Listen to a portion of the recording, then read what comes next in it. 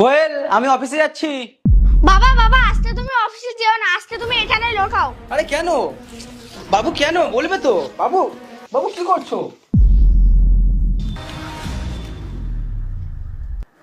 ওই, তোর বাবা কোথায়? তোকে জিজ্ঞাসা করছি, তোর বাবা কোথায়? অফিসে চলে গেছে। তাড়াতাড়ি নিচে যা, গিয়ে দেখে আয় চলে গেছে কিনা।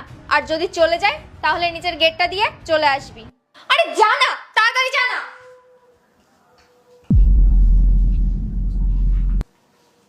হ্যালো জানু, তুমি তাড়াতাড়ি চলে আসো, আমাদের পথের কাঁটা অফিসে চলে গেছে। তোমার বর গিয়েছে? হ্যাঁ, ফাইনালি গেল। তুমি জানো, ও যখন বাইরে কাজে যায় না, তখন আমার মনটা এতটা শান্তি পায়। আর যখন তুমি আসো না, তখন তো আমার সুখে মনটা একদম ভরেই যায়। আরে যখন তোমার এতই প্রবলেম, তাহলে তুমি ওকে ডিভোর্সটা কেন দিয়ে দিচ্ছ না? তুমি আমার সাথে থাকবে। আরে ওকে ছাড়াটা এতটা সহজ না। এই যত জায়গা জমি সোনা গয়না বাড়ি গাড়ি সব তো ওরই। আমার শুধু একটা জিনিসই করতে হবে, এই সব জিনিসপত্র আমার নামে করে নিতে হবে। আর ওই আমাদের সৎ মেয়েটা আছে না, ওকে রাস্তা থেকে সরাতে হবে।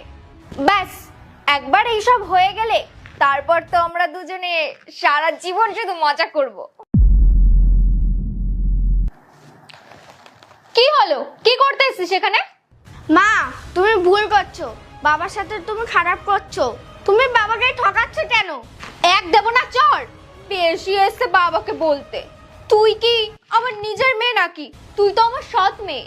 তোর যত খারাপ লাগবে ততই আমার ভালো লাগবে। তোদের এই বাপ বেটির না আমি খুব তাড়াতাড়ি ব্যবস্থা করে দেব।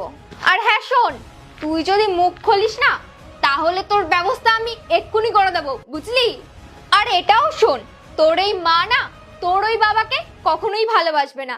আর আমি তো এই যে একে ভালোবাসি। তুই তাড়াতাড়ি না একেই বাবা বলা অভ্যেস কর। তুই যদি একে বাবা মানিস, তাহলেই আমি তোকে এই বাড়িতে থাকতে দিতে পারি। যখন তুমি বাবাকে ভালোই বাসো না, তখন তুমি বাবাকে বিয়ে করেছিলে না? ওই লোকটাকে তো বিয়ে করতে পারতে। আমি আমার বাবাকে সব বলে দেবো, আমার বাবা তোমাকে ছেড়ে দেবে। হ্যাঁ, বাবাকে বলবি? বাবাকে বলবি? তোর আজকে কোয়েল,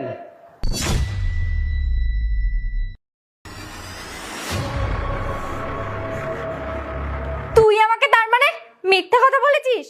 খুব সাবধান। আমার পেছনে আমার মেয়ের সাথে যা করেছো করেছো, আমার সামনে যদি কিছু কও না, তোমার তাহলে আজকে। আরে বুবাই, তুমি কি ভাবছো? আমরা তো অ্যাক্টিং করছিলাম।